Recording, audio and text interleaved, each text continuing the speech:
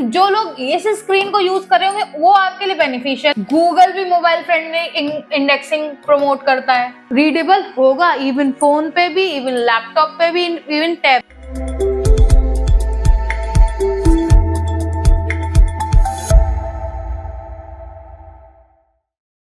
Hey guys, welcome back to our channel Skill People and in this series of digital marketing जो topic हम cover कर रहे हैं that is SEO।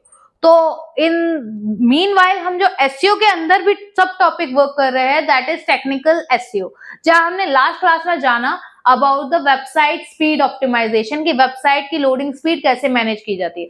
हाँ, मैंने आपको कई बार पहले भी बताया कि लाइट स्पीड करके एक प्लगइन है या लाइट स्पीड करके एक टूल है जिससे आप ये चीज मैनेज कर सकते हो, लेकिन उसके साथ साथ हमने सीखा फ्रॉम द स्टार्टिंग हम किन किन चीजों पे वर्क कर सकते हैं ताकि हमारी वेबसाइट जो स्पीड है वो शुरू से फ्रॉम द स्टार्टिंग मैनेज रहे। ऐसे ही आज हम इसी चीज को आगे कैरी ऑन करते हुए दूसरा टॉपिक समझेंगे that is mobile friendly website या डिवाइस फ्रेंडली वेबसाइट की एक वेबसाइट को रिस्पॉन्सिव कैसे बनाया जाता है। देखो गाइस, हर चीज की स्टार्टिंग अगर हम फ्रॉम द स्क्रैच करें, शुरुआत से स्टेप बाय स्टेप अगर कोई चीजें मैनेज करके चले तो वो चीजें इजीली एक्सेसिबल होती है, इजीली रीडेबल होती है और इजीली आप उन्हें मैनेज कर सकते हो, ठीक है। लेकिन अगर आप लास्ट में सब कुछ कंपेल करने के बाद, सब कुछ फाइनलाइज करने के बाद उस चीज में ऑल्ट्रेशन निकालोगे, वो थोड़ा ज्यादा हेक्टिक हो जाता है, उस चीज को मैनेज करना बहुत मुश्किल हो जाता है। तो अब ये सीरीज मैंने इसीलिए बनानी है कि अगर आप आज कोई वेबसाइट डेवलप करो तो इन सब चीजों का ध्यान फ्रॉम द स्टार्ट रखो। ये छोटी छोटी चीजें ही आपको आगे चल के बहुत ज्यादा हेल्प करेंगी, ठीक है। तो आज जैसे कि मैंने आपको बताया कि आज हम जानेंगे कि एक मोबाइल फ्रेंडली वेबसाइट शुरू से कैसे बनाएं, शुरू से हम किन किन चीजों का ध्यान रखें जिससे हमारी website from the start he responsive हो, हमें कुछ अलग से एडिशनल करने की जरूरत ना पड़े। So let's get start with the video. So guys, अगर मैं बात करूं एसईओ की, ठीक है, तो इसमें मैंने टेक्निकल आपको पढ़ाया है और टेक्निकल के अंदर ही मैं आपको बता रही हूँ बाकी चीजें, जिसमें अभी हमने लास्ट में बताया था वेबसाइट स्पीड, ठीक है, मैनेजमेंट करना कि शुरू से हम कैसे इसे मैनेज कर सकते हैं। ये लेक्चर हम कंप्लीट कर चुके हैं। अगर इस लेक्चर में आपको कोई दिक्कत है, कोई क्वेश्चन है, क्वेरी है, do let me know in the comment box. और आज हम बात करेंगे रिस्पॉन्सिव या मैं आपको बोलूं डिवाइस या मोबाइल फ्रेंडली वेबसाइट के बारे में, ठीक है। आज हम बात करेंगे इसके बारे में, ठीक है। रिस्पॉन्सिव वेबसाइट क्या होती है, क्यों होती है, बाय, बेनिफिट्स क्या होते हैं एंड ये काम किया कैसे जाता है। ये 4 क्वेश्चन है जो सीरीज में हम हर स्टेप पर पूछेंगे। तो इसके ये 4 क्वेश्चन हमने इस वाली सीरीज में तो कंप्लीट कर लिए, अब हमें इस वाली में करना है। सो अब हम इसी के ऊपर वर्क करते हैं। Let's get started. Responsive website क्या होती है, ठीक है। पहले हम बात करेंगे इस चीज के बारे में व्हाट, कि ये चीज होती क्या है, व्हाई, बेनिफिट्स एंड हाउ, ठीक है। इन 4 क्वेश्चंस के आंसर हम आज इस क्लास में आपको देंगे। देखो, रिस्पॉन्सिव वेबसाइट क्या होती है। देखो, रिस्पॉन्सिव वेबसाइट वो वेबसाइट होती है जो आपके हर डिवाइस के अकॉर्डिंग बनी हो। देखो, लैपटॉप हो, फोन हो या स्क्रीन हो टैबलेट की, हर स्क्रीन का मेजरमेंट अलग होता है। इनफैक्ट अगर आप मोबाइल में भी उठा लो ना, तो किसी की स्क्रीन वास्ट होती है, किसी की थिनर होती है, किसी की स्ट्रेचिंग होती है, मतलब हर साइज अलग अलग होता है आपके फोन स्क्रीन का भी। तो अब आपकी वेबसाइट हर स्क्रीन पे कैसे दिखेगी। अब ऐसा तो नहीं है कि 10 मोबाइल स्क्रीन साइज है, 10 लैपटॉप स्क्रीन साइज है, 10 टैब की स्क्रीन साइज है, तो हर हिसाब से हम अलग अलग वेबसाइट बनाते रहेंगे।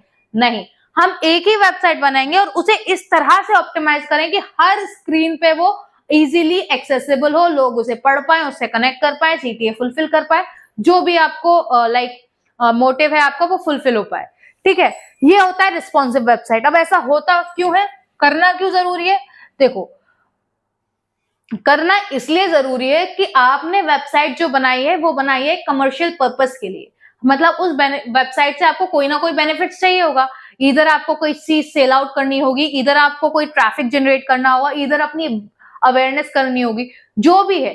अब वो जो मोटिव है वो तभी कंप्लीट होगा ना जब वो वेबसाइट यूजर के पास इजीली पहुंच जाएगी, यूजर उसे इजीली पढ़ पाएगा, यूजर उससे कनेक्ट कर पाएगा। इसीलिए तो हमने वो बनाई है ना। अगर यही चीज नहीं हो पा रही है तो यूजर को, आपने एक वेबसाइट बनाई, बहुत सुंदर बनाई, फॉर एग्जाम्पल आपने ये वेबसाइट बनाई है, यहाँ बहुत अच्छे से हेडिंग लिखी है, पैरा लिखा है, इमेजेस यूज किए, बैनर यूज किए, बहुत सारे फाइल्स यूज किए, एडिटिंग यूज किए, बहुत अच्छी आपने वेबसाइट बना दी। लेकिन इस स्क्रीन में आप देख रहे हो तो यहाँ आपको इमेजेस दिख रही है, यहाँ कंटेंट दिख रहा है, बाकी सारी चीजें नहीं दिख रही हैं। इस स्क्रीन में यूज कर रहे हो, इसमें सब कुछ दिख रहा है। इस स्क्रीन में यूज कर रहे हो, यहाँ आपको दिख रहा है, यहाँ आपको दिख रहा है, यहाँ आपको कुछ नहीं दिख रहा है, ये ब्लैंक है। तो हमें ये सब चीजें मैनेज करनी होगी ना। सिर्फ जो लोग इस स्क्रीन को यूज कर रहे होंगे वो आपके लिए बेनिफिशियल है, बाकी ये स्क्रीन और ये स्क्रीन क्या हमें टारगेट नहीं करनी है। ये स्क्रीन के यूजर और वो स्क्रीन के यूजर्स भी तो हमारे लिए बेनिफिशियल होंगे ना। तो ये सब चीजें हम करें कि हम हर एक बंदे या हर एक अपने पोटेंशियल कस्टमर्स तक, पोटेंशियल टारगेट ऑडियंस तक पहुंच पाए, उसके लिए हम ये सब चीज करते हैं। अब इसका बेनिफिट क्या होगा, देखो अगर हम लोगों तक पहुंच पाएंगे तो हम अपनी बात उन्हें बता पाएंगे, उन्हें अपनी बातों से एंगेज कर पाएंगे, तो वो एंगेजमेंट कभी ना कभी तो हमारी सेल में कन्वर्ट होगा, वो एंगेजमेंट कभी ना कभी तो हमारी सेल में कन्वर्ट होगा ना। तो ये इसके बेनिफिट्स है। अब ये सब चीजें होपफुली आपको समझ में आ गई। अब मेरे मन में एक बड़ा क्वेश्चन है कि हाउ, ये हमने कहानी तो बता दी कि ये चीज ये होती है, इसका रीजन ये है, ये होता है इसलिए, बेनिफिट इससे होगा, पर अब मेन मुद्दा ये आता है कि होगा कैसे, how you gonna make it work. तो अब हम आगे चल के उसी के बारे में बात करते हैं। अगर मैं आपको बताऊं इजीली कि 70% से ज्यादा लोग आजकल मोबाइल से ही वेबसाइट ऑर्गेनाइज कर रहे हैं, मोबाइल से ही वेबसाइट एक्सेस करते हैं, ठीक है। अगेन गूगल भी मोबाइल फ्रेंडली इंडेक्सिंग प्रमोट करता है।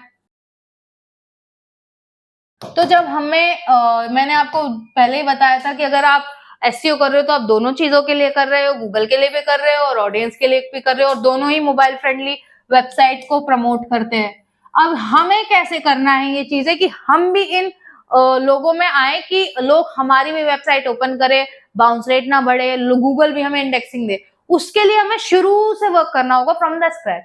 तो अब हम उसके बारे में बात करते हैं। देखो फर्स्टली हमें जिस चीज के ऊपर वर्क करना है, ठीक है, सबसे पहले जो आपको वर्क करना है, वर्क ऑन योर कंटेंट। अब कंटेंट में ये मत समझना कि आप जो लिख रहे हो उससे क्या फर्क पड़ता है। I am not talking about the written content, I am talking about font.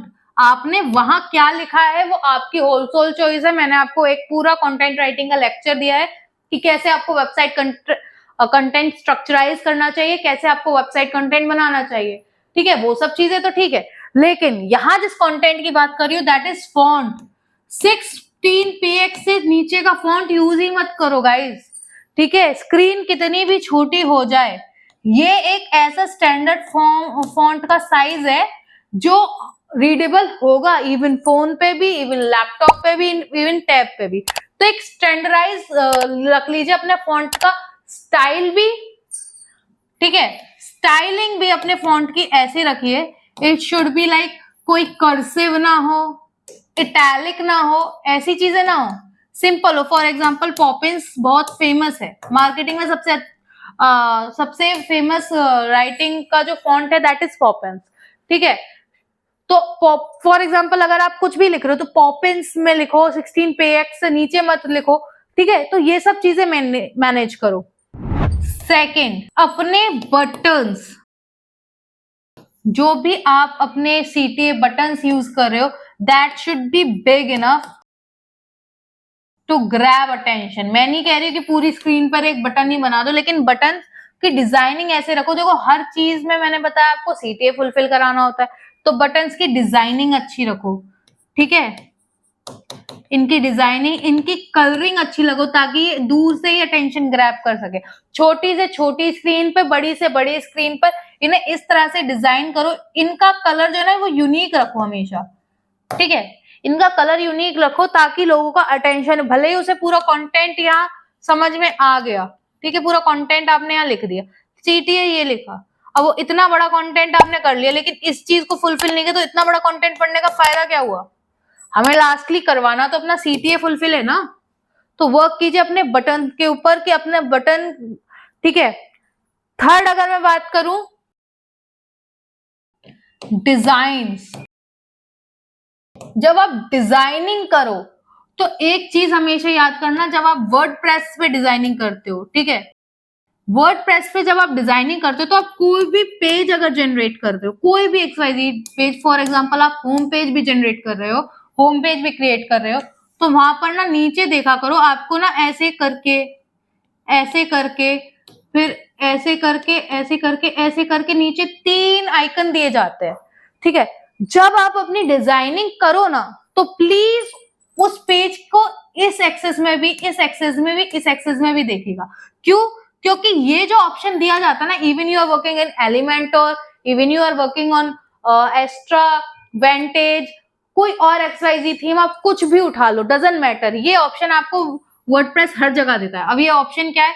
ये होगा टैब, ये है फोन, और ये है कंप्यूटर, ये लैपटॉप, आप कुछ भी कह लो, ठीक है। अब ये क्या है? ये आपका है स्क्रीनिंग का लाइक ऑप्शन। जब आप डिजाइनिंग करते हो ना, आप होम पेज बना रहे हो फॉर एग्जांपल, और आप होम पेज बना रहे हो तो बाय डिफॉल्ट ये लैपटॉप के अकॉर्डिंग बनता है कि लैपटॉप स्क्रीन पे कैसे दिखेगा, लेकिन आपका फर्ज बनता है कि आप उसे फोन में भी चेक करो और आप चेक करो उसे टैबलेट वाली स्क्रीन पर भी, जहां आपको पता चलेगा कि अगर ये आपके लैपटॉप की स्क्रीन पे गुड आ रहा है तो कैसा आ रहा है, कहीं ये बाहर तो नहीं निकल रहा टैब स्क्रीन पे, कहीं ऐसा तो नहीं है फोन स्क्रीन पे बिल्कुल अलग हो गया इसकी मैनेजिंग। आप इजीली जब वो डिजाइन कर रहे होगे ना, और जब आप इन थीम को चेक करोगे तो आपको पता चलेगा कि आपका पेज इन पर्टिकुलर डिवाइसेस पे कैसा दिखेगा, और अगर कोई इश्यू है तो आप इसी के अंदर जाकर अगर एडिटिंग करोगे ना तो वो इसके अकॉर्डिंगली सेट हो जाएगा तभी के तभी। मतलब इसके लिए अलग वही कंटेंट, इस फील्ड के लिए भी, इस फील्ड के लिए भी, इस फील्ड के लिए भी फ्रॉम द स्टार्टिंग सेट हो जाएगा।